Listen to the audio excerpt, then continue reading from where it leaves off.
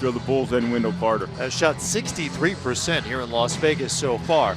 For the Pistons, they did not have a first-round pick in the draft, a couple of second-round picks, one of whom we expect to see here this afternoon. But Henry Ellenson has been their focus here in Las Vegas. Entering his third season, you could argue it's make or break time for Ellenson's career, and frankly, it has not gone great here. Yeah, and focus it has been for Ellison. I mean, he's had the most shot attempts for the Pistons here in Summer League, the most three-point shot attempts in Summer League, and he's shown the ability to put the ball on the floor. He drives the ball, he passes. He can do a lot of things. He just has not been able to package his game to an efficiency standpoint that he would like to see, or the Pistons. I mean, when you say make or break, possibly, but we know this young man has talent. It's just a matter of time before he puts it together. He shot just 26% here in Las Vegas and 4 of 31 from three-point range. There are your starting lineups for these teams. Detroit and Chicago both come in at 2-2 here in the Summer League. Second round game between these two. Our officials: Gediminas, Petritis, Tyler Ricks, and Nick Heater. And just about set to go here in this elimination game on a Saturday in Las Vegas. Good to have you with us.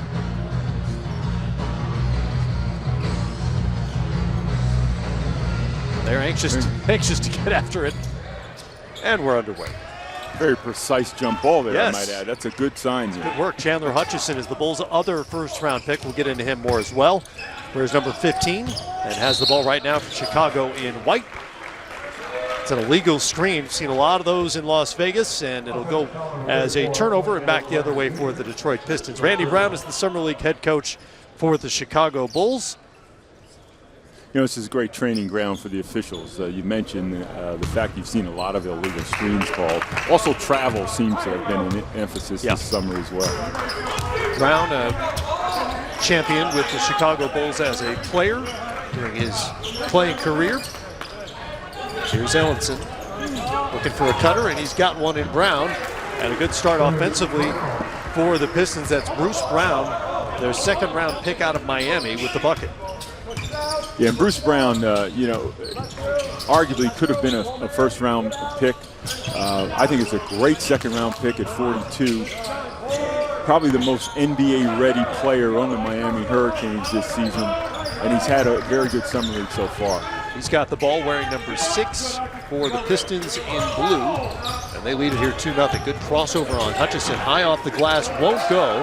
And the rebound by Wendell Carter Jr. But already there, Matt, you see Wendell Carter, no block shot, but definitely chain shot. Yeah.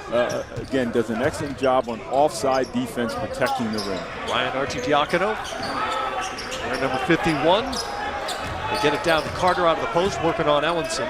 Goes to the baseline, and smooth-looking jump shot for Carter, who came in shooting 63%, and he is just impressed so much during this tournament. We talked about how the Pistons have been featuring Ellenson and trying to get him some work. What occurred to me the other day as I watched Carter in person, he had a game in which he scored 19 points, and they really weren't going out of their way to get him the ball. No, my sense is Wendell Carter has a very high basketball IQ, and he's able to get scoring opportunities within the context of the offense. You've already seen him screen as he does there, but that move he just made on the last possession, that is a move that will translate to the NBA. Separation, good jump shot. He's already shown his defensive ability. You know, foul there, and here's Carter on both ends of the floor. Yeah, you talk about players that are two-way players, and you mean that they defend on one end, and then they turn their defensive ability into good offense the other way. That is just a big man move, great separation, the jump shot over Ellison, a 6'11" player, bigger than Carter.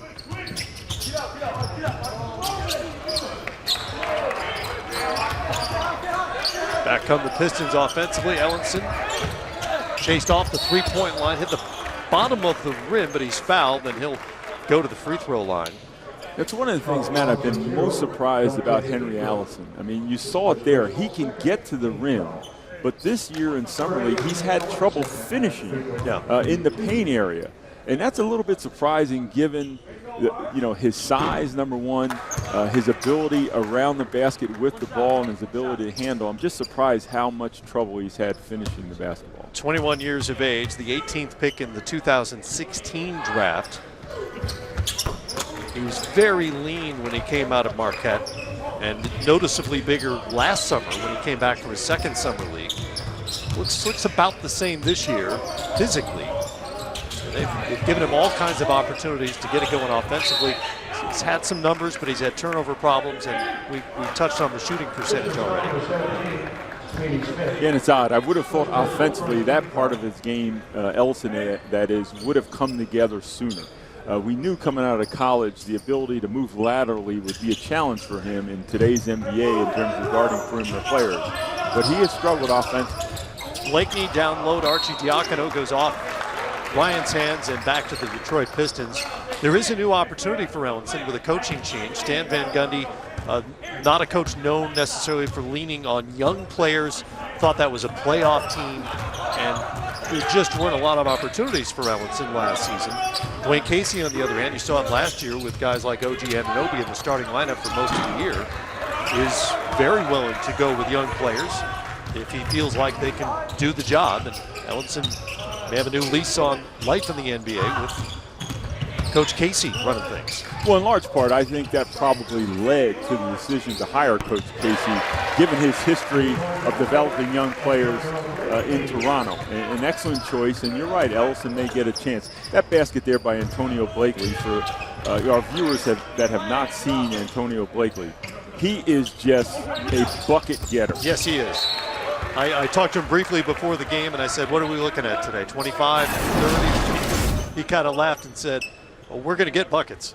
Yeah, listen, Blakely, and it's funny, in today's NBA game, his buckets don't usually come from behind the three-point line. I mean, in Summer League, he's only made 6 threes. He's a great slasher and just a great finisher and has a very good mid-range game. He's averaged 20 a game here in Las Vegas. There's the other first-round pick for the Bulls, Chandler Hutchison out of Boise State. Blakeney with the pick from Carter here. Inside to Carter on the roll, and he's fouled. Couldn't finish, fouled by Brown. Okay, let's add it up here, Matt. We've now seen Wendell Carter get fouled on a roll to the rim out of a pick and roll. We've seen him in the post separate for the jump shot. And I'm sure before the game is over, he's going to display, the three-point shot as well. He's just an offensive player that has a wide variety of skills at this end. And his scoring opportunities have really come in the context of the offense. He's not out here trying to create on his own. I mean, he's a system player that's highly skilled, and I think it's going to be a very valuable piece off the bat for the Chicago Bulls. Number 7 pick out of Duke, and overshadowed there by Marvin Bagley III. So maybe didn't really get to put up the kind of numbers he might have if not for another NBA star on that starting group. Shot is off by Speedy Smith. Back come the Bulls in a 9-5 game. Arcidiacono looking for something to happen. Carter came out. He'll try a 3. He's 50% from there so far. That one is off the front and to the right. It's off, but he looks comfortable shooting that shot. Brown got that one up in the air. And it's going to be a loose ball foul on Nana Egwu, number 52 for the Pistons. I'm worried about those folks in the pool, Stu. They've been there all week. Matt, the Milwaukee Bucks' former second overall pick, Jabari Parker, has agreed to return home to Chicago on a 2-year deal with the Bulls worth $40 million. Now, the Milwaukee Bucks did rescind Parker's qualifying offer, making him an unrestricted free agent. Parker's agent, Mark Bartelstein, said from the moment the Bucks drafted Jabari in the 2014 draft, they've gone out of their way to treat Jabari as a member of the Bucks family. This is just another perfect example of doing exactly that. But guys, the second year of Parker's contract provides a team option, so perhaps a bit of a lower risk for the Bulls there. Absolutely, and that Bucks move to rescind as Chandler Hutchison finishes for Chicago was essentially a favor to Parker because of the salary cap machinations. It allowed Chicago to give him a 2-year deal That second year was a team option, so pretty good deal for both sides, it certainly seems like. From the outside looking in, Parker's guaranteed $20 million this upcoming season. If he plays well and he's healthy, he'll get a second $20 million deal from Chicago and then become a free agent in the summer of 2020. Yeah, well, listen, the beneficiary of the favor is really the Chicago Bulls. I mean, quietly, the Chicago Bulls are amassing quite a group of talented young players. And as you look at going into this season, with Parker there, you've got Lauri Markkanen, Bobby Portis. They just signed Robin Lopez, Wendell Carter. I mean, that front line has versatility. It has some length. It has terrific shooting ability from the perimeter. And, I mean, listen, I mean, that's a good young group. And you look at the East, and everybody underestimates the Eastern Conference. There are some things that could drastically change the Eastern Conference, and one of them would be the emergence of the Chicago Bulls. Of course, they re-signed Zach LaVine, matching a restricted free agent offer he received from Sacramento, 4 years, $78 million. It's a team that won 27 games last season as they basically went young. Remember the year before, it was the Dwayne Wade, Rajon Rondo group, which was a playoff team that really put a scare into the Celtics before Rondo's injury. But I think from the outside, a lot of people felt like it was a bit of a clunky fit as well in terms of those personnel parts. Last year was all about the youth. Markkanen was terrific as a rookie. LaVine came back mid-season, played reasonably well coming off the knee injury. And Chris Dunn missed a bunch of time as well because of a concussion. And they feel like they've got a good young core, and now they've got added talent in Carter and Parker, and there's a lot to like about this young roster. Yeah, and you're exactly right, Matt. And there's a philosophy here. I mean, and we see it even here in Summer League. I mean, Chicago Bulls are the best three-point shooting team here in Summer League, and their key roster this year going into the year, they have some guys that are athletic. They have some guys that can shoot the basketball from the perimeter, and that seems to be the direction that they're going. You remember when they first hired Fred Hoiberg, he was saddled with a roster that didn't quite play the style that he was accustomed to. They were primarily an inside team, a plotting team. Now they're amassing a lot of young athletes that can play fast, play full court, play a little bit more wide open pace game. And that's the direction they're going. And I'm sure Fred Hoiberg's happy about that as well. Second foul for Carter there, so he'll take a seat here with 3:36 to go in the first quarter. 14-7, Chicago on top. Ellenson has Archie Diacono in front of him. That's a good-looking move by Ellenson as he spins and shoots right over the top. Yeah, and that's been a rarity this summer. He finished at the rim that time. It's a good sign. Gates will try a three. Doesn't go for Kaiser Gates. And back comes Speedy Smith. Ellenson this time from the free throw line. Got Jarnell Stokes on his hip. Smith challenged Gates. Gates answered. Yeah, Gates, an undrafted player out of Xavier, projected 3 and D guy. Very good perimeter shooter. You saw right there in that last play, good defender at the rim. There's Blakeney, who averaged 32 a game in the G League last season to earn G League Rookie of the Year, and he's got 8 already here. He's fun to watch. I mean, that is vintage Blakeney right there. Drive, nice little floater off the window.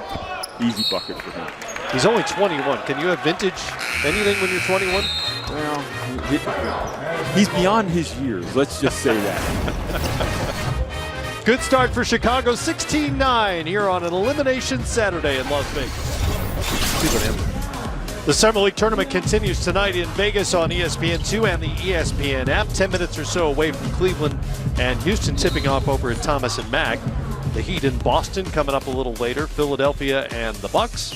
And you'll see Jaren Jackson Jr.'s Memphis Grizzlies against the Utah Jazz at 10:30 Eastern Time. 7-point lead for Chicago here early on. And that's Antonio Blakeney, who already has a quick 8 points for Chicago. With this lineup that the Bulls have in right now, you're going to see Blakeney not only be featured, but probably try to take over offensively with this group in the game. Blakeney had the mismatch with Ellenson on him and decided to pass that away. Goes out of bounds. take a look at the bracket. The LA Lakers are awaiting the winner of this game.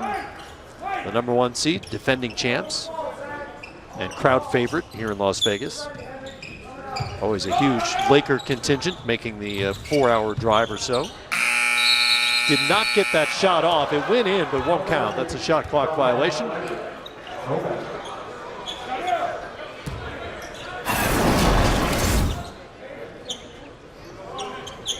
And no, clearly did not get off. Yeah. Big call by the official.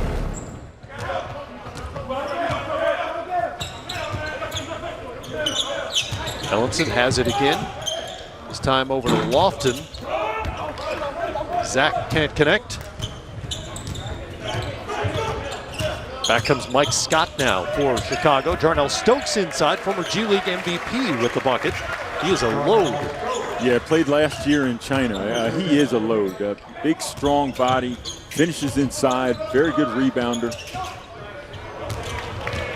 Turnover by the Pistons.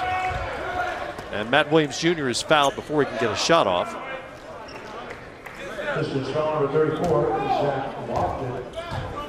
Fred Hoiberg in the house. Oh, he shaved.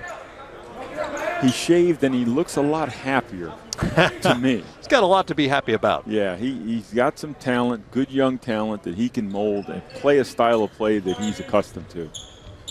We recorded another coach's edition of Open Court on Tuesday night. And Fred had a little scruff going then. Thought he was going for the summer beard look, which is sweeping the nation, as you know.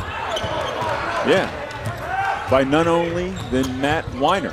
Brown with the dunk. You plan on shaving that off again this summer? Or is this I have no permanent? plans. You know, I live day to day still. We'll see where it goes. Nothing wrong with that. Gates on the 3, and there's the 3 portion of the 3-and-D mode. Yeah, you're getting a taste there at Kaiser Gates. That was his 3rd open look at a 3. That time he nailed the corner 3. 4th 3 of the game for Chicago, and Detroit gives it right back. 21-11. Boy, look at that beard. That is looking nice. Thank you. For all of America to see. Opinions are mixed. At home, how's the wife feel about it's it? mostly a no at home. You know, my wife seems okay. It's really the kids who have objected most to the beard. Blakeney with another bucket. He's already into double figures with 10. Kristen would like to weigh in. Well, I'd just like to be the final deciding opinion on all of this. Keep the beard, Matt. Thank you. You look distinguished. Is distinguished not the look that you're going for? I don't know that I had a specific look I was going for.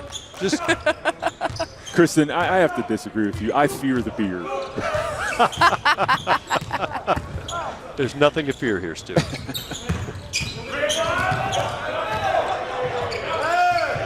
Scott.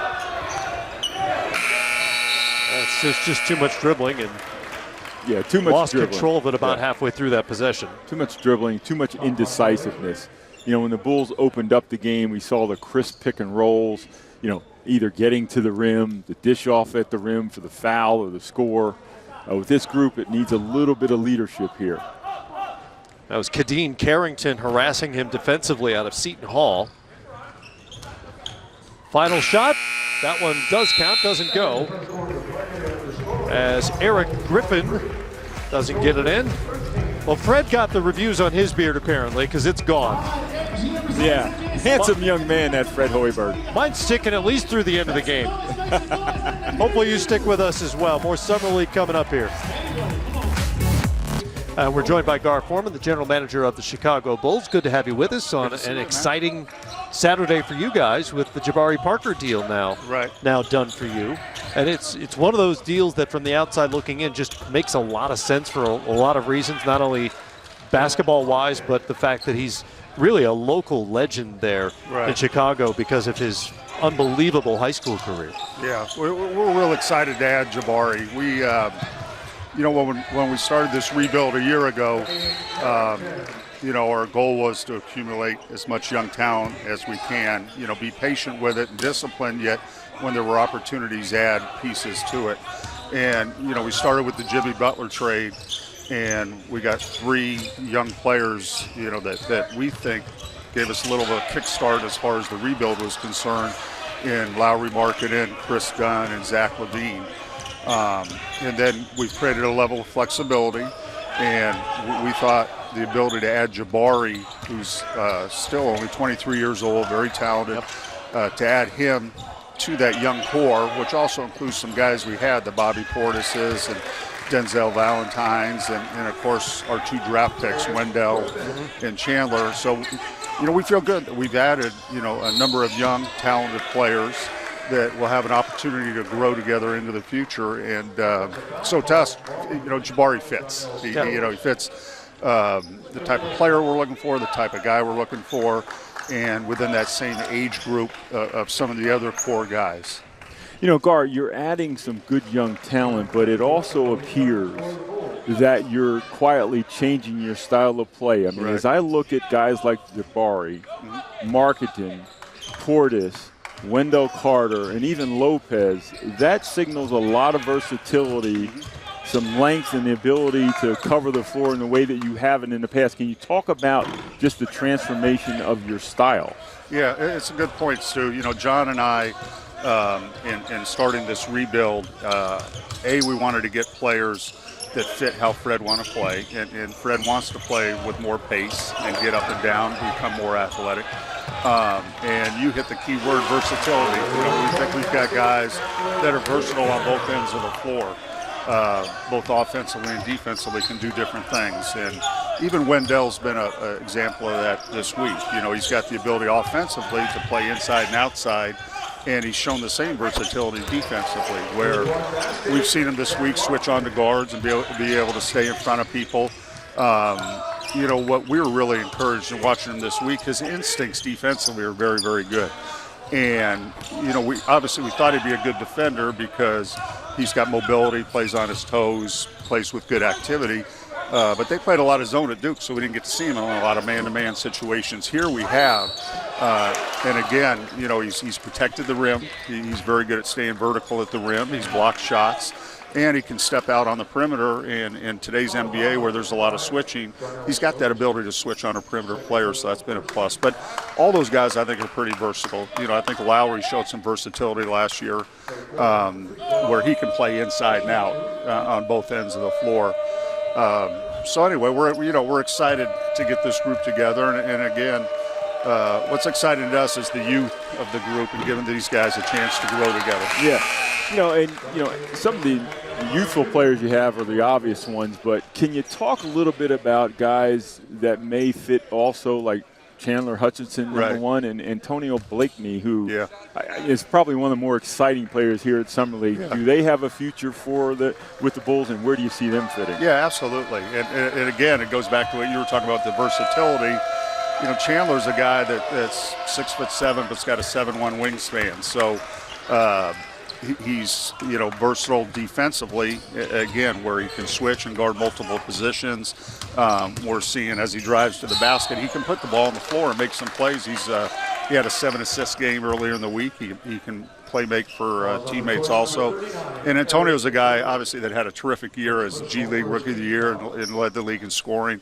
And we think has got a lot of upside. He's, should be 2 years out of college, an explosive athlete, that can score the basketball. It's interesting. You talked about the versatility, and I was speaking with Fred earlier in the week, and he said he spent part of his summer studying the switching that other teams are doing and how they go about it. And this has come on so fast. From your perspective, how accelerated has this movement been and kind of forced everyone to react this way?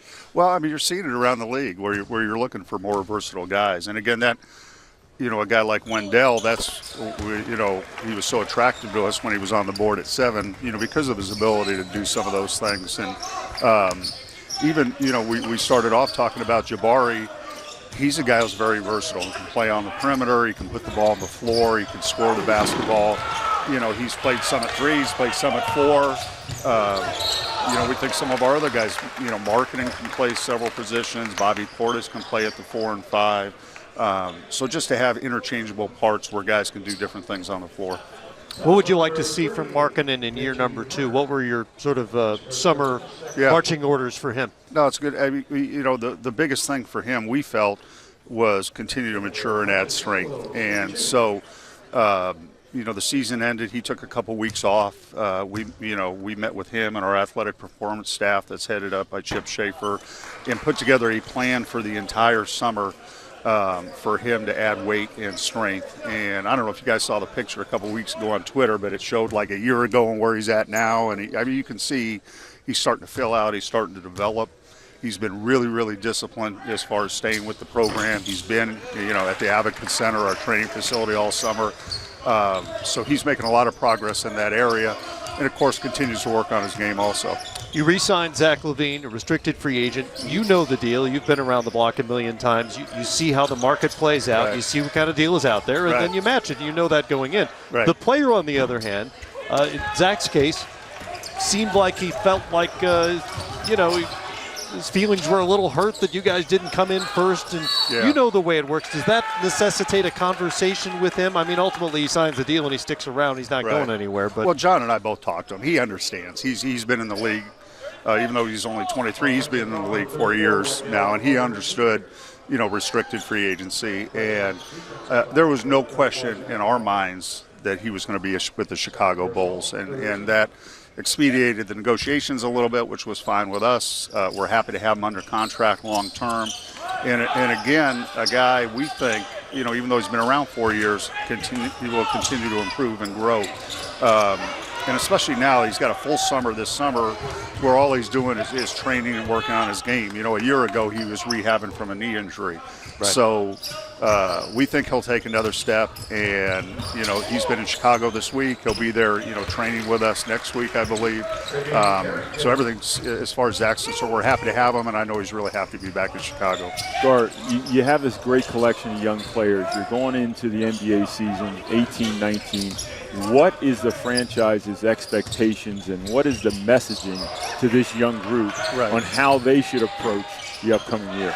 Well, we just want to establish a culture with these young guys, and we have high makeup and character guys where, there's daily improvement, there's a work ethic, there's a professionalism in how we go about our jobs. We don't talk at this point about wins and losses, or we just want improvement each and every day, and guys buying into the team and buying into improvement. And we've had that from John, myself, to the coaching staff, and the players. So anyhow, real excited. And they've outscored the Bulls by 7 to cut it to a 3-point game. Back here courtside at Cox Pavilion with Stu Jackson and Kristen Ledlow. I'm Matt Winder. Good to have you along with us. It's great hearing from. It was great hearing from Gar. Sort of from the horse's mouth. And you can tell. There's a great deal of excitement around their franchise, which is warranted. There should be. You never know how it's going to pan out, right? Yeah. But for where they are in the rebuild, seems like it's going awfully well. Yeah, I would say so. And you brought up the point. I mean, a year ago they were not in this position, but what a difference a day makes, or a year makes. Carter to the left-hand rolling hook, and it rolled right off. Brown brings it back for the Pistons. He'll go high off the glass, and Chandler Hutchison comes down with it. Hutchison was a guy, like so many players who come into the NBA, Hutchison was a guy who had the ball in his hands a ton at Boise State. They just asked him to do a whole lot. How big of an adjustment is that coming into the NBA, where obviously he's going to play with other players who are used to having the ball in their hands, and other players, more importantly, who the coach, in this case Fred Hoiberg, is going to want to have the ball in their hands. Yeah, it's interesting. In Boise State and watching this young man play, he was asked to do a lot, but he could do a lot. I mean, he averaged 20 points, almost 8 rebounds, 3.5 assists, and even had 1.5 steals. And even here in Summer League, his game is still the same. He's an 11.7 rebound, 14 assist guy, and his 14 assists have really led the team here. He hadn't shot the ball particularly well from the field, but you can see, and I don't mean to overuse this phrase, he is a Swiss Army knife. Yeah. He can do a little bit of everything, and in that regard, the comparisons to a young Scottie Pippen are warranted. Pistons have retaken the lead here at 30-28. Hutchison had a triple-double last season. He was the Mountain West Player of the Year and the first player in Boise State history to lead his team in scoring, rebounding, assists, and steals. To give you a little more idea of his varied skill set. As Zach Lofton goes in for the and one for Detroit. So the Pistons quarter here, Stu. Yes, it is. What nice finish at the rim. Good, strong move, taking the contact. You know, it's interesting, you know, around the draft, Matt, you might have heard the rumors yourself. Chandler Hutchison was nowhere to be found. Right. In terms of working out for teams. You know, he shut it down at the draft combine. And the rumor at that time was that the Chicago Bulls had made him an early promise.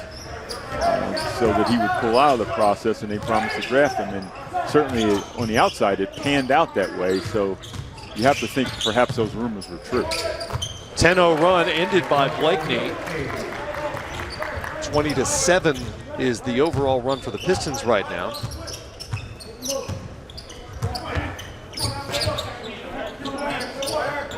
Well, promise kept apparently, right? Yeah. That was the case. That's always a fascinating thing to me, the promise thing. Lofton off there.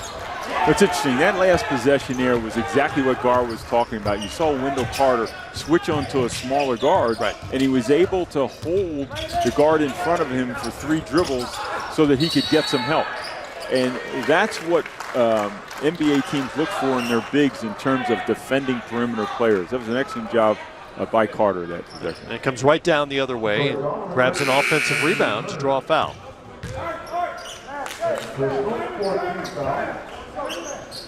Awfully good start for the 19-year-old.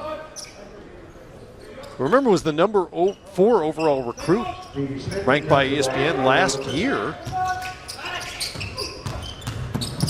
Not for Marvin Bagley III on that roster. Who knows what kind of numbers he puts up. Hutchison for 3. It's something he worked on as a senior at Boise State. Trying to shoot that ball a little more naturally.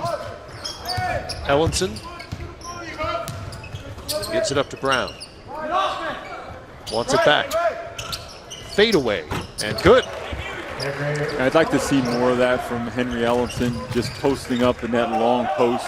Because of his size at 6'11", you know, he's fairly long, and the ability to separate there. We know he's a very good shooter. I like that possession from him. I just wish we'd see more of it. Well, you like the decisiveness. The results haven't always been there, but he seems to have an idea of what he wants to do out here this week in Vegas. And sometimes he has a tendency to rely a little bit too much on the three-point shot. And I'd like to see him rely more on his inside game, the ability to get to the rim with the occasional three. He does have the ability to make it. Got a smaller player on him, goes back to that fadeaway, and it rims out. Hutchison, a lot of contact there, and it's an offensive foul. And a good job defensively by Reggie Hearn. Third foul for Hutchison. You take a look at Henry Ellenson. It's been Detroit's quarter. They lead it by 5. Taking in the Bulls and the Pistons here on a Saturday afternoon. You know, versatility is the word of the day, and Kevin Knox personifies versatility. I mean, what he showed here in the Summer League is, you know, he can make a perimeter shot. He takes the ball to the rim. He can put the ball on the floor. He's shades of Jason Tatum. What do you think, man? Is that going a little bit too far? Jason Tatum was awfully good as a rookie. Yeah. I can see the comparison. Yeah. I've heard others make that comparison. Jason Tatum, look, if not for Donovan Mitchell and Ben Simmons, as Blakeney connects again, and Antonio Blakeney, this guy just makes points. Yeah, and he's making me look like I'm fabricating here. He's not really a three-point shooter. He's shooting 29% for the Summer League. He's already made 2. Maybe he looked comfortable. Maybe he hurt you. Maybe he's trying to prove you wrong. He's got 15 already here. Make it 16. 3 of 4 from three-point range so far for Blakeney. Do you think they'll call him Buckets Blakeney? You don't like That's an that. option. I can think tell it's you. an option. Yeah. I think we could do better maybe, but I think it's an option. All right. Well, I tried. Yeah. I mean, it fits. Yeah. It definitely fits. Okay, but you got to come one better. You can't be critical without a suggestion. Okay, I'm going with buckets and Blake. All right, get back to me later. I'll see what I can do. Okay. I hadn't really given it much thought, to be honest. Well, he's been an awfully good scorer. Our friend Greg Anthony used to always say he gets buckets. He gets buckets. And he does. I was about to say, if not for Donovan Mitchell and Ben Simmons, most years Jason Tatum was Rookie of the Year last season. Without question. And there was never a question, from about midway through the season, there was no question that he was going to finish third because of those other two. But listen, you can make a case, even as great a season as Mitchell and Simmons had. The usage rate for Tatum was nowhere near what it was for Simmons and Mitchell. So he wasn't going to have the offensive numbers. He was asked to do other things.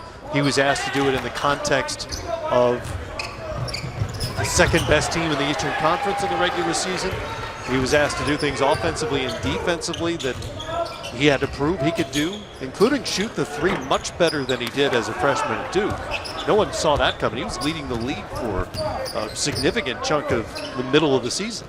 Yeah, and so, what we're saying is if you were to base the Rookie of the Year award on efficiency, offensive efficiency, I think the Rookie of the Year would have been Jason Tatum. Interesting argument. There's no real criteria. They just give you a ballot. Yeah. Who's your Rookie of the Year? We got to educate those voters a little bit better. Yeah, you have a vote. Yeah. Would you like I'm to listening. disclose? Well, it's public information. I can. Oh, it is? Yeah. Okay. The NBA posted. And you voted for? Simmons, Mitchell, and Jason Tatum. Who's your vote? I just told you. Oh, you get 3. Well, it's 1 through 3. Yeah, I'm sorry. I didn't realize that. Simmons, Mitchell. That kind of makes it easy. Jason It's like a Tatum. multiple choice There's always, test. no, you rank them. Oh, you do? You choose your first place vote, second place vote, your third place vote. I'm telling you how I voted. Okay. Ben Simmons, Donovan Mitchell, and Jason Tatum. I was slow in the uptake. I don't know how else to say it. I was slow in the uptake. Blakeney has 16. This conversation will continue into halftime. We won't make you suffer through it. Pistons by 6 at the break. Inside Cox Pavilion, Matt Weiner with Stu Jackson here. Pistons, as I mentioned, won that second quarter by 16. Chicago shot just 3 of 17 from the field in that second quarter after a good start. Detroit 11 of 18. What did you notice about the Pistons in terms of their approach that changed? Well, they got a little bit more ball movement. I think that's a big key. Ellison himself has played a little bit better in this game than he has the previous ones. They've done a great job on the backboard. They're out rebounding the Bulls.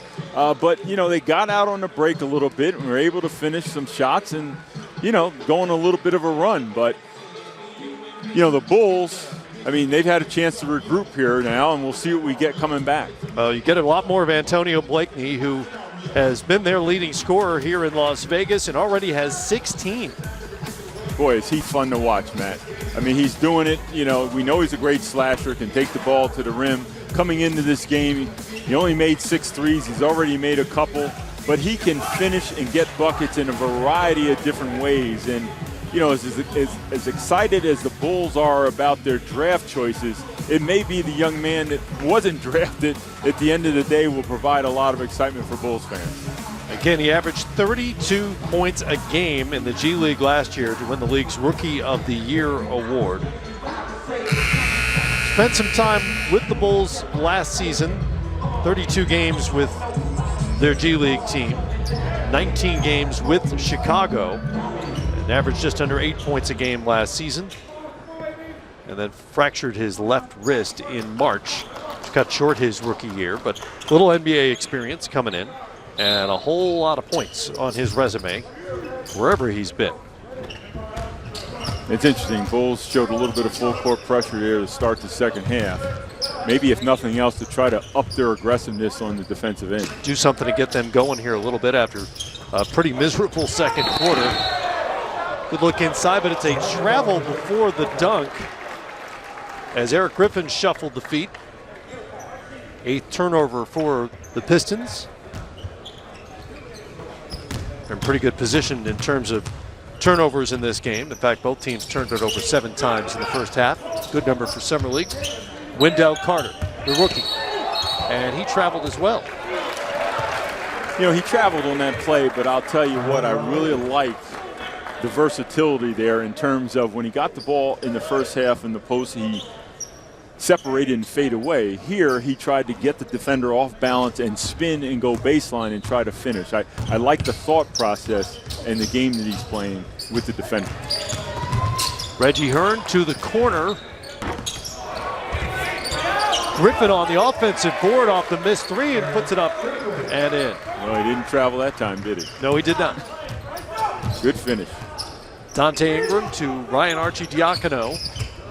And he'll get it to the rookie Carter.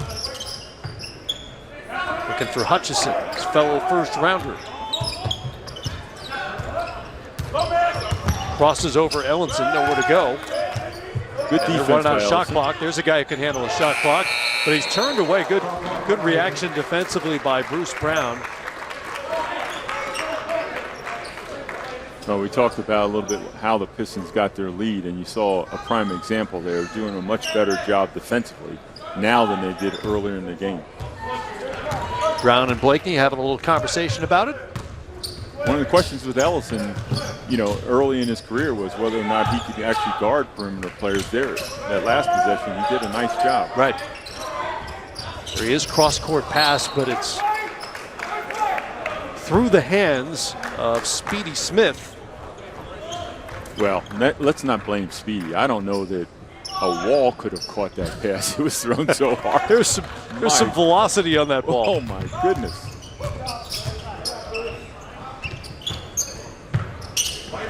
Back into the post for Carter now. Griffin on his back.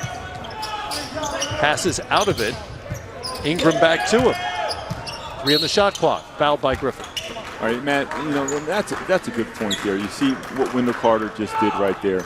He posts up, he makes a sound decision, understands he doesn't have anything in the post, passes it back out, and then reposts. You know, that's good basketball. It's good, fundamental, solid basketball.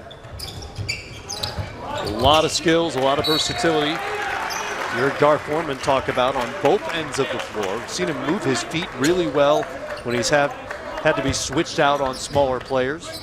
Reacted really well. Just 1 of 6 here this afternoon. But he'll have those days ahead. Not many rookies who don't. 4th foul for Chandler Hutchison, and he'll take a seat. Boy, that was a tough foul call, too. Didn't look like there was much contact there. I think the official probably would like to have that one back. He was being a little over-officious. You like that, don't you? I did like over-officious. The official was over-officious. Yes. Ellenson to his left.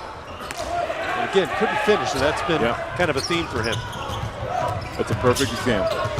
Right at the rim, doesn't finish. Blakeney tried to get it down to Carter on a semi-lob. It was a little bit of an awkward pass and catch combo, and it went off Carter's fingers. And back to the Pistons. You sense a little bit of frustration with the Bulls right now, as happens sometimes with young players. But they need to recognize at this point, they're not playing bad basketball. They just need to sit down in a stance, defend, and get back in this game 2 by 2. Only an 8-point game. That was their 4th turnover of the 3rd quarter. Hearn got it.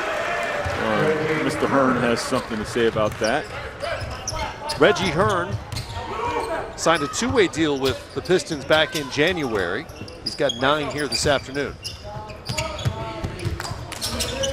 Dante Ingram off on the 3. And Carter hit the deck.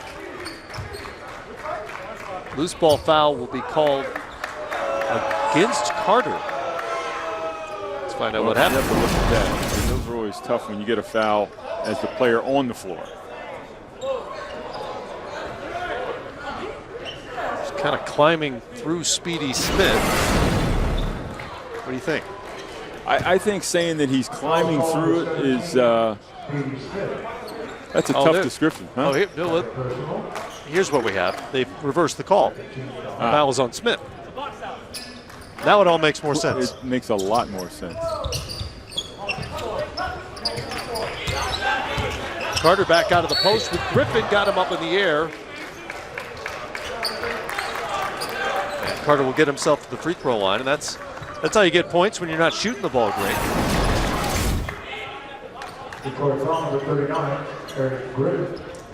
Yeah, boy, that was good strong move there by Carter. You know what I've noticed here, Matt? He turns over that right shoulder primarily most of the time. He did it when he separated from the defense, when he tried to go baseline, when he got the travel call, and here again. And that's part of the development of young players as they'll start to work with the Bulls staff to add to his repertoire of post moves. Move, counter move. Yeah, move, counter move, and going both ways. Right and left.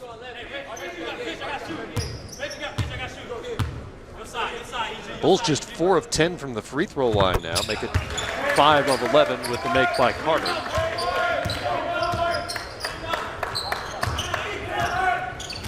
And the way they're struggling offensively, danger of letting this get away. Ellenson, again with a smaller player on him. Carter comes over to try to help, but too late for Ellenson, who shoots right over the top. He's got 9. I think they got our message, Matt. They're posting him up a little bit more, particularly when they get a switch and a mismatch in the post. And that's where Ellison can be effective, I think, even during the regular season. It's possible they just looked at his three-point shooting numbers for the tournament so far. And said enough is enough. 4 of 32 at the moment. Blakeney comes away with it for Chicago. No numbers, no problem. He'll take it and make it. Yeah. 18 now for Antonio Blakeney. When you look at guys that are scorers, and we're sort of making jest here about how he gets buckets, but what we really mean is he gets them in a variety of different ways. I mean, He's a scorer, yeah. There's a floater on the dead run. I mean, do you know how difficult a shot that is to execute at that speed? We've seen him finish around the stops floater. That's a very good-looking move. Bulls.com recently described Antonio Blakeney as the golden nugget embedded in a boulder. So essentially, you've got something close to great, but you're still digging for it. Coach Hoiberg has said that he's a guy that when you're struggling to put the ball in the basket, he can go by his man, he can create. And he said, we didn't have a lot of those guys last year who can get by their man like that. Matt, you mentioned Blakeney was last season's G League Rookie of the Year, the leading scorer at 32 a game, but his focus this offseason is simplifying the offense, improving defensively. He said of those things, sometimes I do them, sometimes I don't, but I need to learn to bring energy off the bench, score, and bring energy. We'll be back with the third quarter after this. Have continued to expand their lead here in the third. It's now 46-37, despite not yet having a player in double figures. It's Antonio Blakeney who's been the big scorer, leading all players with 18. In fact, he's doubled up the next highest scorer. Bruce Brown and Henry Ellenson, Reggie Hearn all have 9 for the Pistons. A balanced scoring attack, I am obligated to say, as a broadcaster. Well, and balanced defensively, because all 5 guys on the Pistons are committed defensively here. And you extend them, they're really trying to extend the Bulls, make every pass difficult, every drive difficult, as we get a block shot there on Blakeney. That was an awfully tough shot by Blakeney, not that he's not capable. It's not a high percentage shot, even for a shot maker. Ellenson tangling down low with Gates and draws the foul, and Ellenson gets to the free throw line. Henry is 1 of 2 from the line so far. Still just 21 years of age. Played 38 games with the Pistons last year, but again, I mentioned earlier, just not a lot of minutes available for him. Understand Van Gundy, averaged 4 points. Only played 57 games his first 2 seasons in the league so far. Yeah, you get the feeling, though, with the change in the regime with the Detroit Pistons that, as we mentioned before, he'll have some opportunity here now. I mean, they're going to get Reggie Jackson back healthy. Blake Griffin's with a training camp and a full season.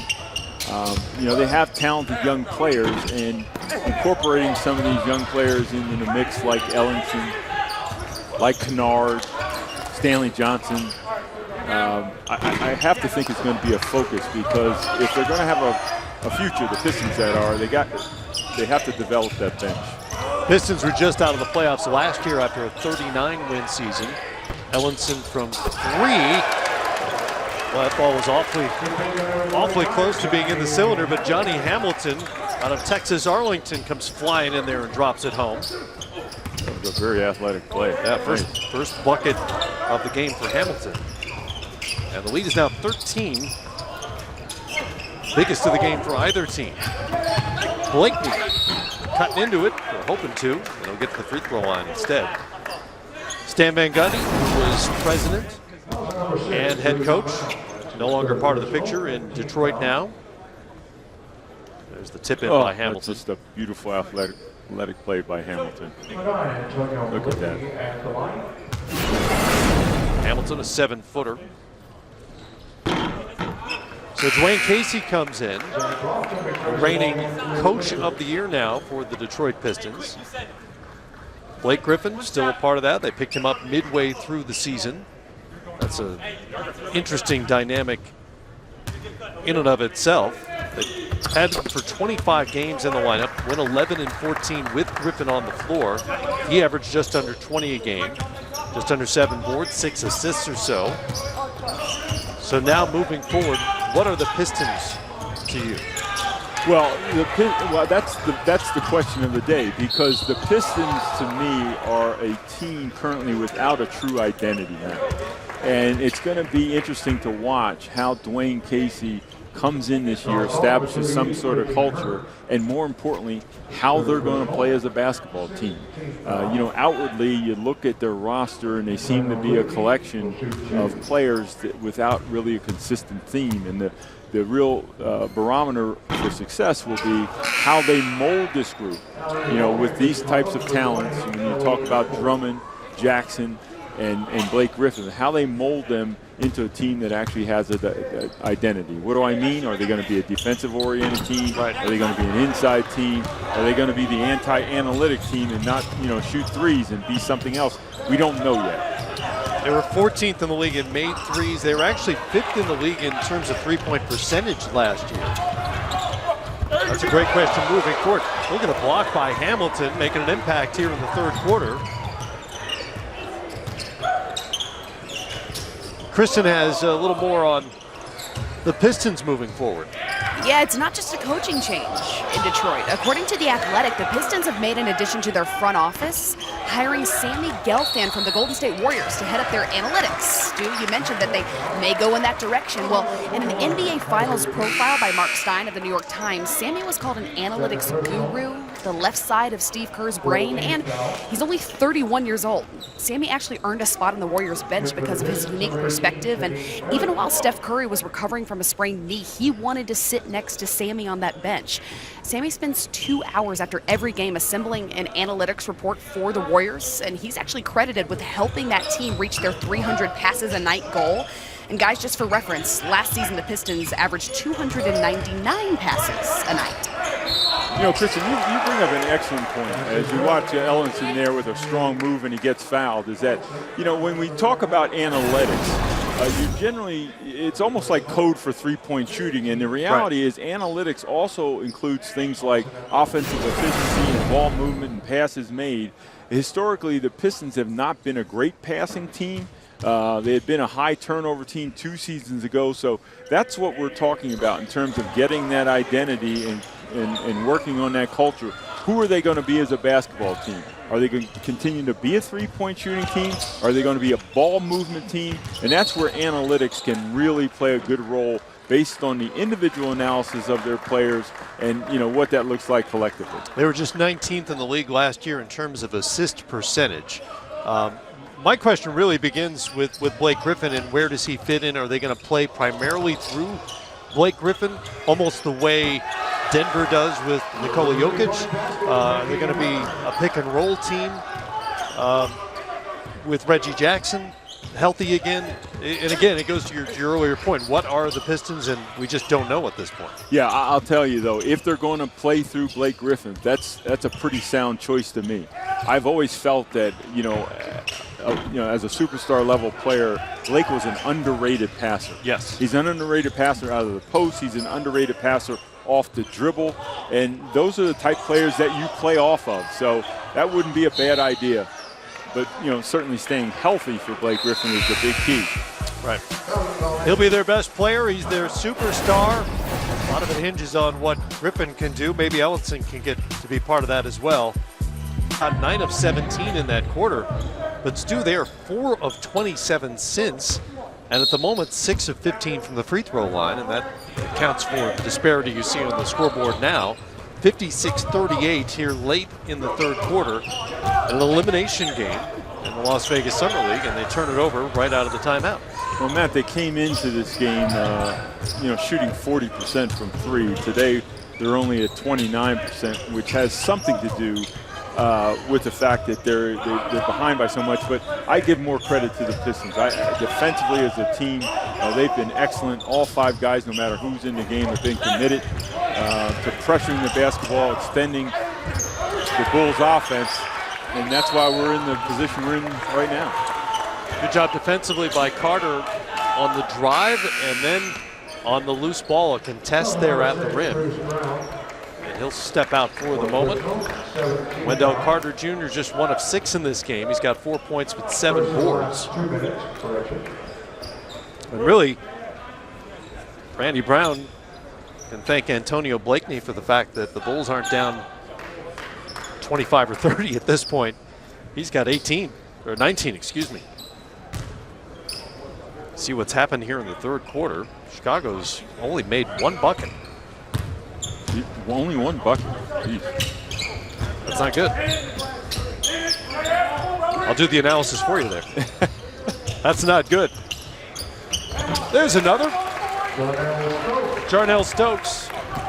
Things are trending the right way. That's right. Analytically. 2 buckets. You got a big, strong guy who knows how to score like Jarnell Stokes. They can do that. Scramble there. Ellenson will take the 3. That doesn't go. And Ellenson is now 0 of 3 from three-point range on the game. Here's the rookie Hutchison. Good athleticism, good body control on the finish for Chandler Hutchison. Well, and you saw that wingspan at work there as well. Just reached around the defender. Nice finish over the front of the rim. And he's got 6 points. Lofton puts it on the deck, down low.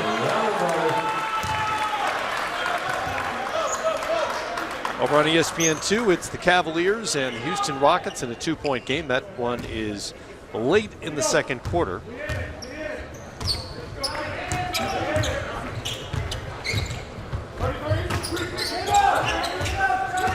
Inside a minute here in the third. Melo Trimble, first action he's seen. Kaiser Gates for 3 all by himself, but that's off left. Come on, guys, you got to knock those down. Not going to get a better look than that. Yeah. No. About a 3-second disparity between shot clock and game clock here as the third quarter winds down. Zach Lofton has it. Good crossover over Gates, but no good. Here comes Hutchison in the open floor, where he's excelled as a collegian. Beats the buzzer and knocks it down. What a way for the Bulls to get just their 3rd make of the third quarter, and some life for Chicago here as we head to the 4th. 7-0 run for Chicago. If you had to write this, Pistons maintain the 56-45 lead here with the Knicks' first-round pick, Kevin Knox. You're still here. A lot of your team has gone on home. Why is it that you're still in this gym? I just love watching basketball. I mean, I watch on TV all the time. High school, college, NBA don't matter. And you grow up with a lot of these dudes, and you're playing with them in high school. So you just kind of want to support them throughout this whole process. So, my boy Wendell and Antonio on the Bulls. So I just came to show support. What is it that you're watching for when you're watching these summer league games? I just like to watch different type of talent. It's always good just to watch. You can learn from other people, learn from other coaches, what they're saying on the court. So just want to come out here and just try and learn as much as possible by just watching. I'd imagine you've already learned a lot thus far. What would you say is the biggest takeaway from your time in Vegas, making your professional debut? Probably just the spacing and the pace of the game. That's a big difference. The spacing in the NBA is totally different from college. No 3 seconds. And then probably the pace. This is up and down a lot of 3-point shots. Just got to make sure you're in shape. I've asked several other rookies the same thing, but is it possible for you to describe the whirlwind that has been life for you in the last month? Yeah, I mean, it's been crazy the last months, but I'm just making sure that I just stay level-headed, stay humble, and just make sure I stay in the gym. So, I mean, the last couple months after the draft been crazy. A lot of pictures, a lot of fans, but people like me waiting to talk to you at games, it's like enough. Yeah, I mean, it's cool, though. I mean, I always like to talk to little kids. I mean, they look up to you, so you want to make sure you can sign as much as possible. What are you most looking forward to about a rookie season? I mean, just to play in Madison Square Garden, that's going to be huge. I mean,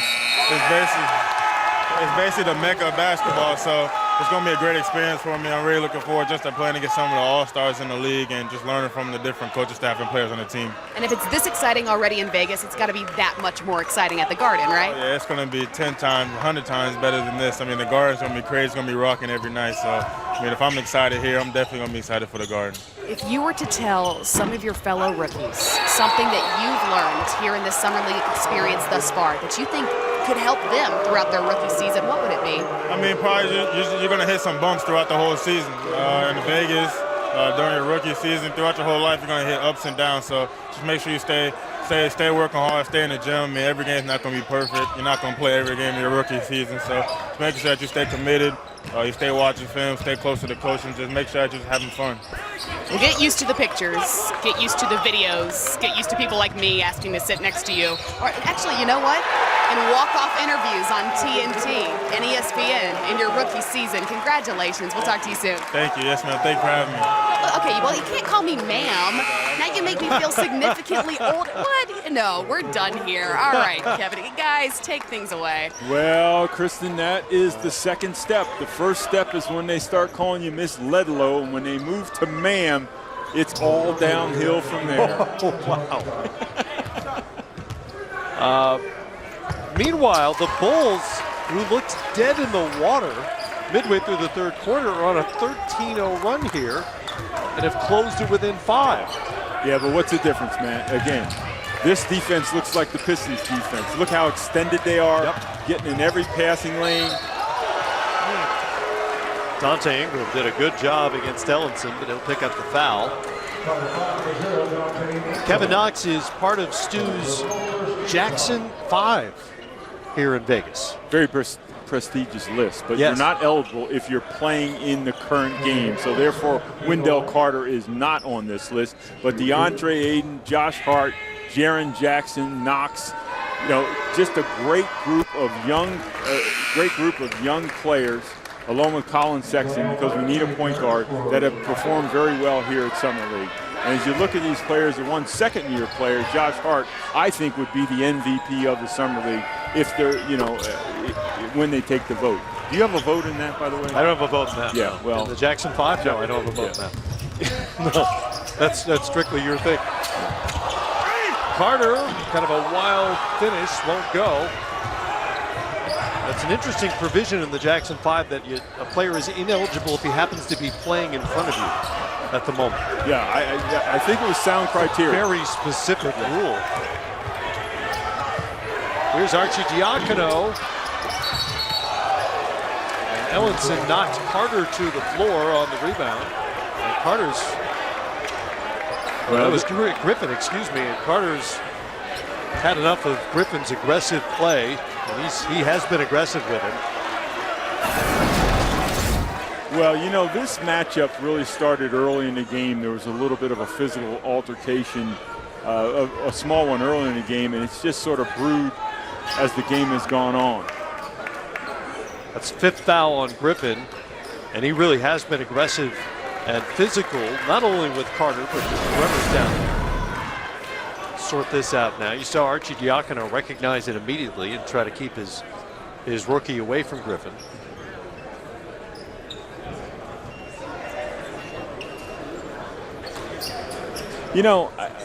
I missed my Jackson 5 metaphor with those 5 players. I should have introduced them as the Jackson 5. These are the thrillers of the Las Vegas See what Summer you did League. there. Yeah, I was a little slow, but that should have been it. Jackson 5. These are the thrillers. I thought you were working toward some sort of review here on the Strip with the Jackson 5. Well, they already be a have show, one. It's Michael Jackson. They have the Cirque du Soleil, yeah, but I thought maybe you were going to spin off and do something else. Yeah, I didn't want to do that. I'd get a cease and desist letter. I went last night to the Michael Jackson Cirque show, guys. And How does it compare to the Jackson 5? Well, I wasn't there or available to see them live at any point, but I would imagine close. Kristen, did you sing along? Oh, the entire time. Can you give us a sample? Every single word. I actually have a song and dance prepared if you'd like for me to. I'm up for it. Oh, it looks like we're out. Oh, I'm being told we're out of time. All right. Yeah. We're out of time. Okay. That's funny. Back to you guys. I was told just the opposite because the officials are sorting out the call with the physical play a moment ago. Let's see what they come up with here. Carter never really did anything, so I'm not sure we're going to get a technical foul on this.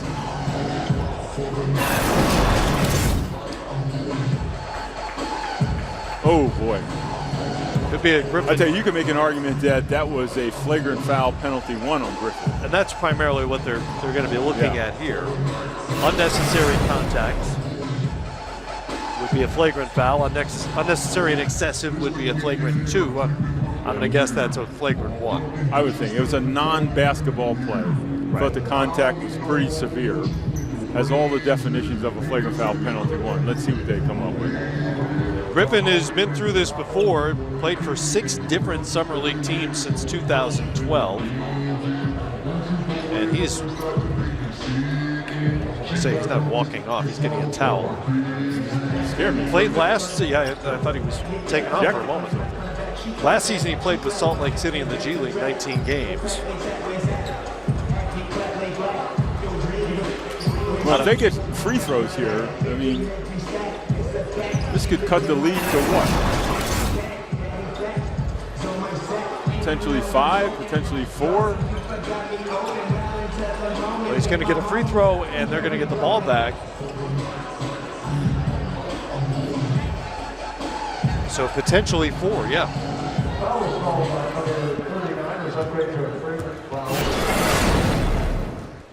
So the call is a flagrant 1 against Eric Griffin.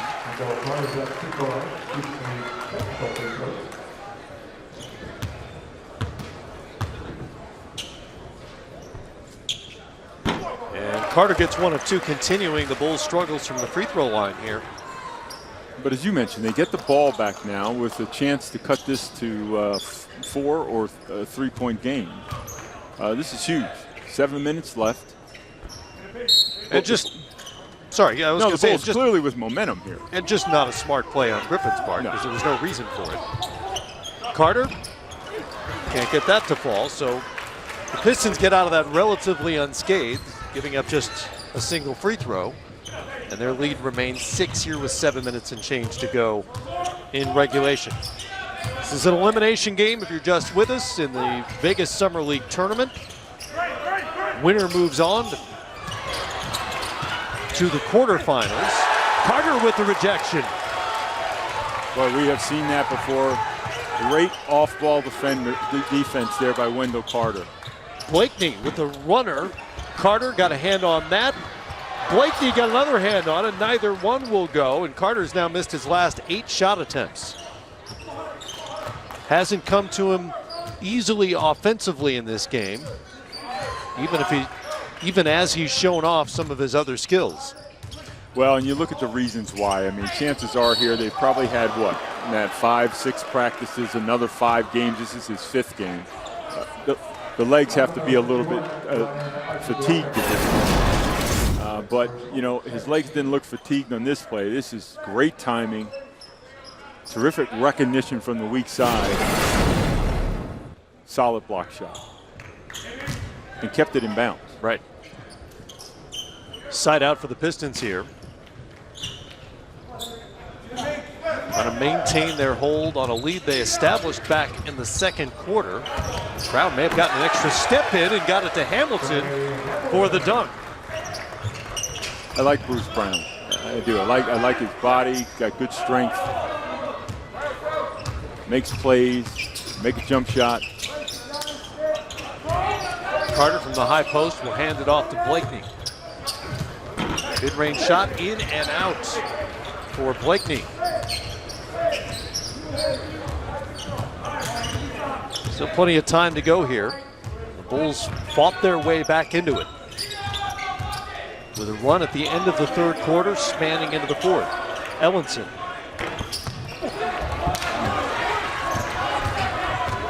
Chandler Hutchison in the open floor and hammers it.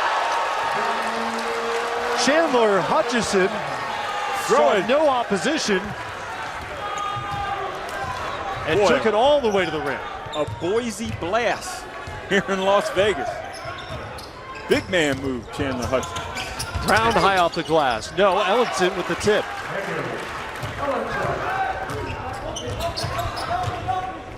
$18 now for Ellenson.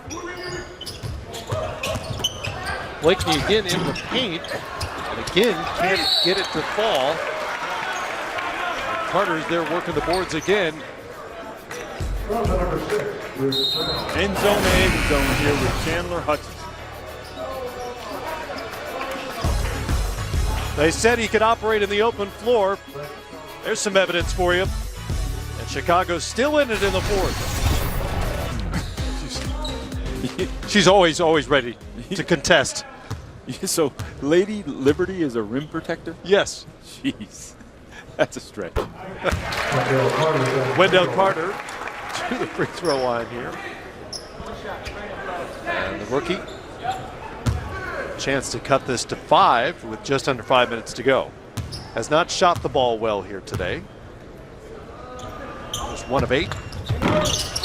And the Bulls as a team have really struggled from the free throw line. Now 9 of 20. Yeah, may ultimately cost them this game. Let's see what the Pistons have called here out of a timeout. Keep possession, up 7, chance to go up 9 with about 4.5 to go. A little defensive pressure for the Bulls. Ellenson for 3. Hasn't been there most of the week, but found the stroke there, and Ellenson now has 21. Well-designed play to get him an open look, top of the key. That ought to help his confidence a little bit. And that helps the Pistons, leads back to double digits.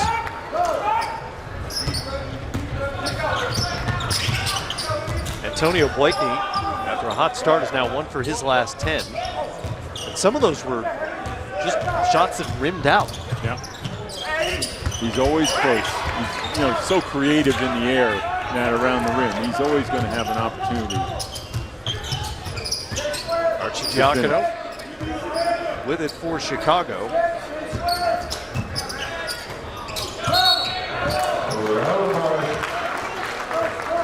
Detroit already with 65. They've already beaten their 64-point total that beat Minnesota the other day. Ellenson, what have you thought? Well, variety of different ways. You see the step back. You saw the fall away on the previous play. We said he had trouble finishing. He's finished a little bit better in today's game around the rim. Hasn't shot the ball really well from 3, but last possession here out of the break, he even made a 3-point shot. That's the type of versatility offensively they want to see from Henry Ellison. Lofton for 3. And what seemed like a promising comeback for the Bulls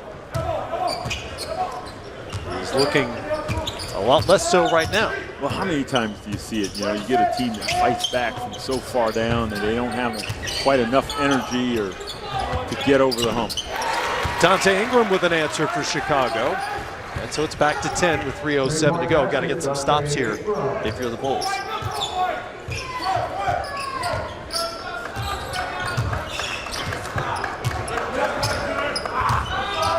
Mentioned the Pistons have already exceeded their total from their first round win over Minnesota. They won a game scoring just 64 points against the Timberwolves.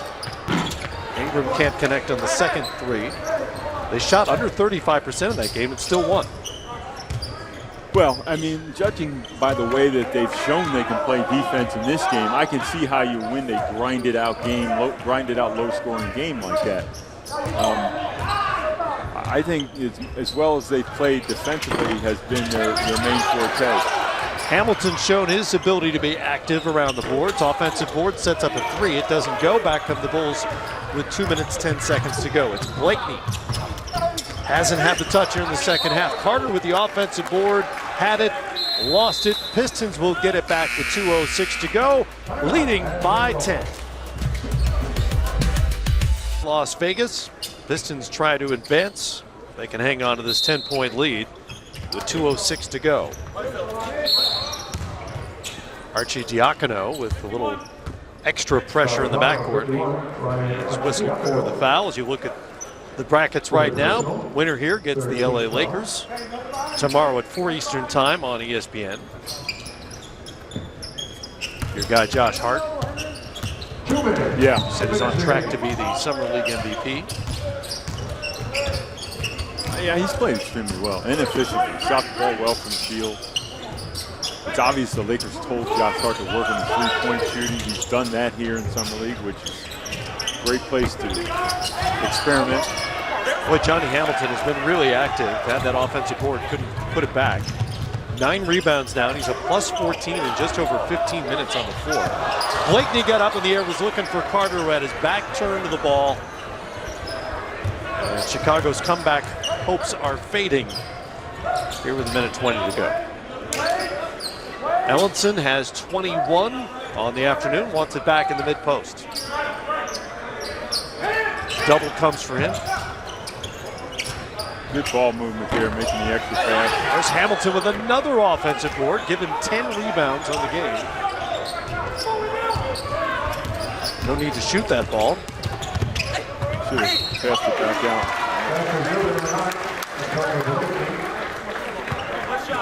Summer League tournament continues tonight in Las Vegas on NBA TV and the ESPN app.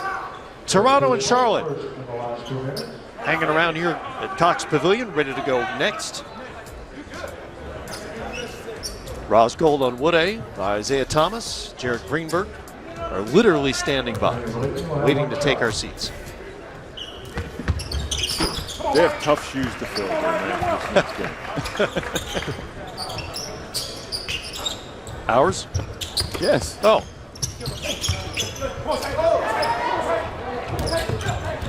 They're fully capable.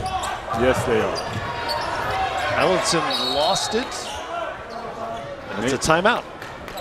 Pistons will take the timeout with 47 seconds to go. Trying to put it away and move on to the quarter. 62. He's also got a really strong body for a 19-year-old one-and-done player.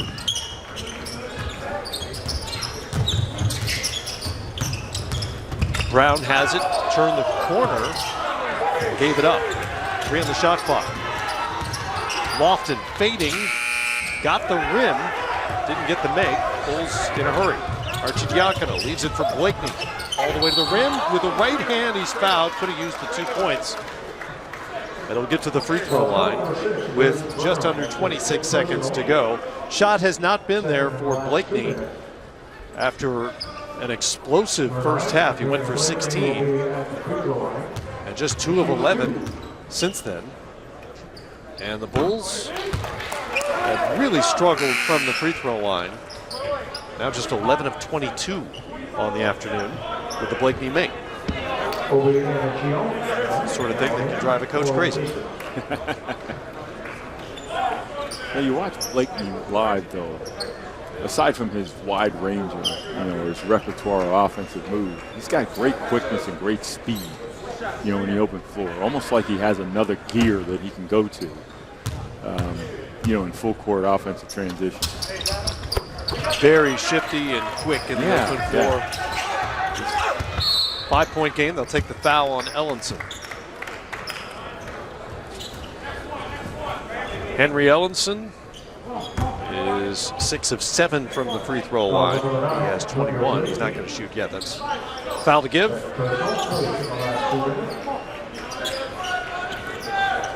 Charlotte, Toronto coming up here next.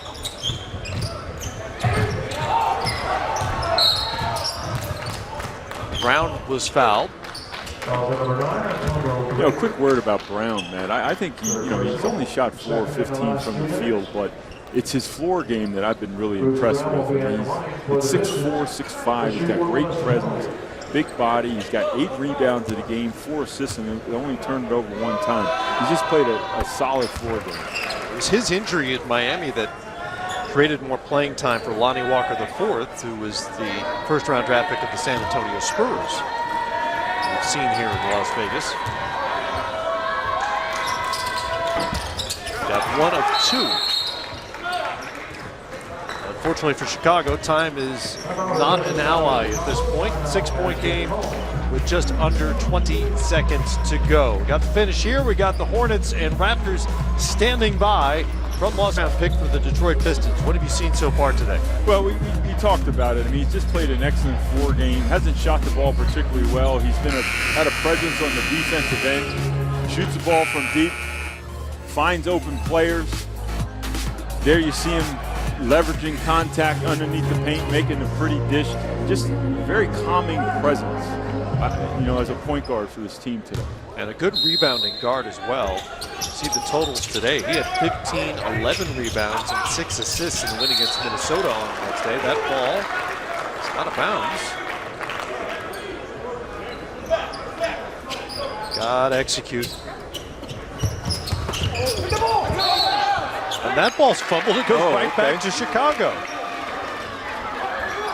They lost less than 2 seconds of clock and wound up getting the ball back anyway. Pistons and Bulls swap turnovers, and Chicago gets it from the baseline.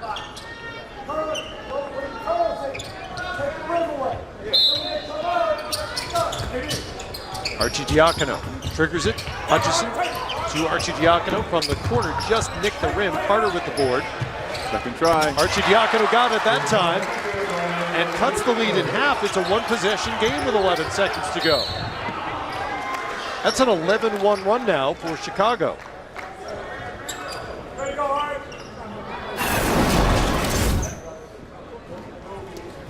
Yeah. Once again, Carter keeping a possession alive and finding a shooter. Good job by the rookie Carter.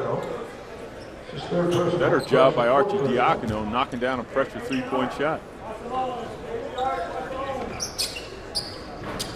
16 rebounds now for Carter, and 6 of those on the offensive end. Reggie Hearn to the free throw line. They'll make it a 2-possession game and calmly sinks the first. Well, if they make this free throw, Chicago still has 1 timeout remaining. Hearn, as I mentioned, signed a 2-way deal with the Pistons in January and made his NBA debut. Wound up playing 3 games with the Pistons. It's 1 of 2 there, so it's a 4-point game with under 10 seconds to go. And the Bulls take the quick timeout. This will be interesting. Another teaching moment here for Randy Brown. Last time out of the timeout, execution was really poor. Let's see if they do a better job this time in sort of getting something at the rim. Again, the winner here goes on to the quarterfinals to meet the LA Lakers, the top seed here. But right now, Pistons have to finish this thing off, and Chicago down by 4. They don't have to shoot a 3 necessarily. They got to get something very quick though. Yeah, they probably need a 3 in this situation, though. They don't have any more timeouts left, so even at the other end, if they do get the rebound or off a made free throw, they're going to have to go the length of the floor. There's the other side of the bracket. The Portland Trailblazers will take on the winner of Boston and Miami a little later on ESPN2. Well, this has been an interesting roller coaster of a game. The Bulls were great in the first quarter. They were nowhere to be found in the second when the Pistons took over this game. Pistons expanded their lead, and Chicago's come back here late to make it interesting. Yeah, and the game is really ebb and flowed based upon the 5-man defensive energy by each team. You could distinctly see, when the Pistons actually took the lead, earlier in the ball game, it was because of their defensive effort, and Chicago got back into the game by extending their defense, getting into passing lanes, being a little more physical in the post, and they were able to come back. It's just, you know, when you're down that far, you expend so much energy. It's difficult to get over the hump and carry the ball game home to a victory. Let's watch and see what these young Bulls do execution-wise off the inbound. Bulls were able to advance. Side out. Blakeney got caught in the air and never got a shot off. Thought he was looking for the foul there. But you got to get some kind of shot off. That was interesting. Brown defended him. Bigger frame got in front of him. Excuse me, not Brown. It almost looked like he was told to ball fake, to get the defender in the air and try to shoot the three, almost trying to get a 4-point play. That was Obi Anechiona, who was over there to contest the shot, but it was a strange reaction by Blakeney to basically give up on the play. That was curious. Brown at the free throw line now. And it's a 6-point game with 5 seconds to go. The Detroit Pistons are going to advance to the quarterfinals with a 72-66 win. Ellenson was the featured player offensively, as he's been for much of the week here in Las Vegas. He responds with a better shooting effort and 21 points on 7 of 15 from the field. Well, we talked about him. This might be a make or break it game for him in the Summer League. I'd have to say that he showed pretty well. Bulls shot under 32% for the game. After that first quarter, they really struggled offensively. And Detroit's defense picked up.